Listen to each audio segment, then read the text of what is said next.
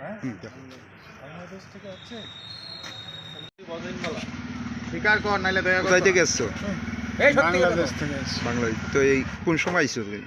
সন্ধ্যার সময় কাটাতার দিয়া মানে কিভাবে আইছো? কাটা তার দিয়ে আমাকে পার করে দিয়েছে কে পার করে দিছে? ওই বাংলাদেশের লোক। আচ্ছা, কত টাকা নিছে তোমার থেকে? 10,500 টাকা। মানে ইন্ডিয়াতে ফসাই দেওয়ানোর লিগা? জি। তো সেই জায়গার মধ্যে তো বিএসএফ থাকে, তো এই থাকার সত্ত্বে কিভাবে আইছো?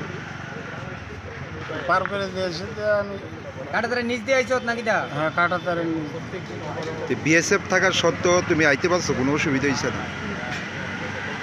অসুবিধা হয়নি তো, কেউ দেখেনি। তো এই আগরতলার মানে কি কারণে আইছো? আগরতলাতে আমি চেন্নাই যাবো, ওই জন্য চেন্নাই রাজমিস্ত্রির কাজ করতে। কাজ করার জন্য। তো এই পাসপোর্ট আছে তোমার? জি না, পাসপোর্ট ছাড়া আইছো।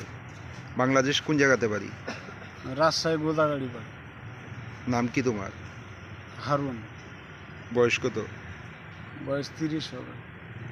তুমি কি একাই আইছো না আর সঙ্গে আছে কেউ? আমি একাই আইছি। অ্যাকচুয়ালি আমরা আজকে বটতলাতে আয়া দেখতেছি যে বটতলাতে একটা বাংলাদেশি ঘোরাফেরা করতেছে। বাংলাদেশি এই চারিদিকে ঘোরাফেরা করতেছে, চারিদিকে ইয়ে করতেছে, মানে হে তো চিন্তাছে না নতুন একটা জায়গাতে আইছে। তো আইসেরা হে প্রথম কথা হে কলকাতার, তো হের কথার ভাবে আমরা বুঝছি যে হে কলকাতার না। যখন হেরে আমরা ভালো করে জিজ্ঞেস করলাম তখন হে কইছে হে বাংলাদেশি। হে তারা কাটার নিচে দিয়ে আইছে, তারা কাটার নিচে দিয়ে আইছে। তো আইসে আমি কিছু কী কারণে আইছো তুমি? হে কিছু কইতে পারতেছে না। হে একটু মানে হঠাৎ করে সেটা অন্য জায়গাতে নতুন জায়গাতে আই আছে, হতভম্ব হয়ে আছে এমন একটা ভাব, মানে হে নিশ্চয়ই কোনো একটা কুচক্র বা অন্য কিছু নিয়ে আইছে, কারণ হের চেহারা বা হের ভঙ্গিমা একটু অন্যরকম। এর ভঙ্গিমা কোনো প্রকারই ভালো না। তো সেই কারণে আমরা বটতলা থানাতেও ফোন করছি, বটতলা থানার পুলিশ আইতেছে, তো আমরা পুলিশের হাতে ধরে দাঁড়াই দেবো। কি মনে হয় মানে সীমান্তে তো বিএসএফ এর পাহারা থাকে, সেইভাবে এখন তো বাংলাদেশের যেই অবস্থা, হিন্দুদের নিয়ে বা ভারতের নিয়ে যেই অবস্থা, তো ওইদিকে তো ভীষণভাবে পাহারা দেওয়া হয়েছে। সেই পাহাড়ের মধ্য দিয়া হে কীভাবে আইছে এটা তো সেই কইতে পারে। ওনাদের জিজ্ঞাসা করছিল হ্যাঁ, কিভাবে আইছে? হ্যাঁ ওনারা জিজ্ঞাসা করছি, ওনারা কইছে যে তার কাটার নিচে দিয়ে আইছে, পার করে দিছে পার করে দিছে 10,500 টাকা নিচে, তার কাটার নিচে দিয়ে আইছে। উনি কি একাই না সঙ্গে কেউ আছে? উনি তো কইছে উনি একা, উনি তো আর কারোর নাম কইতেছে না। মনে তো হয় না। কিন্তু মনে তো হয় না একা আইছে, কারণ বাংলাদেশের তো সিচুয়েশন খুবই খারাপ।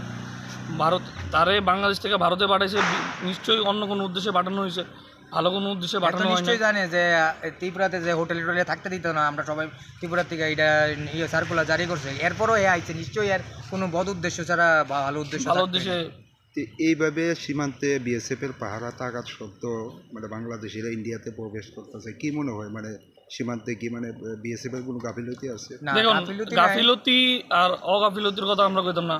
বিএসএফরা যথেষ্ট তারার ডিউটি পালন করতেছে, কিন্তু তা সত্ত্বেও দেখেন সব জায়গাতেই ফাঁক থাকে। তো হয়তোবা ওই জায়গাটি তারা ইউজ করতেছে, ওই জায়গাটি তারা ট্রাই করতেছে, ওই জায়গাটি দিয়ে আইতেছে। আমরা বিএসএফ বাইরের জওয়ানের কমও একটাই কথা যে তারা যতটুকু ডিউটি করতেছে আটটু ভালোভাবে আটটু বেশি করে করুক। আমরা ভারত সরকারের কাছেও আবেদন করব যাতে কোনো বাংলাদেশি কোনোভাবে তার নিচে দেওয়া হোক বা সর্বত কোনোভাবে যাতে বাংলাদেশ থেকে ইন্ডিয়াতে না আইতে পারে, এটাই আমরা একটা আবেদন।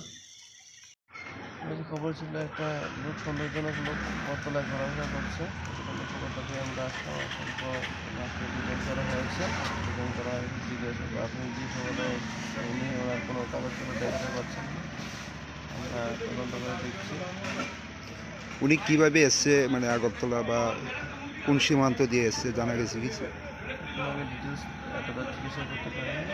ওখানে একটু প্রচুর জিজ্ঞাসা নাম দাম এমনিতে কোনো পাসপোর্ট বা বৈধ ডকুমেন্টস পাওয়া গেছে? প্রাথমিক জিজ্ঞাসাবাদে সে বলছে যে সে বাংলাদেশি নাগরিক, যে ওনার কাছে কোনো পাসপোর্ট এখন দেখাতে পারেনি। আমি তাদের সাথে জিজ্ঞাসা করেছি, ওনার কাছে কোনো আইডেন্টি কার্ড অথবা কার্ড নেই। জিজ্ঞাসা করে আরও চলবে।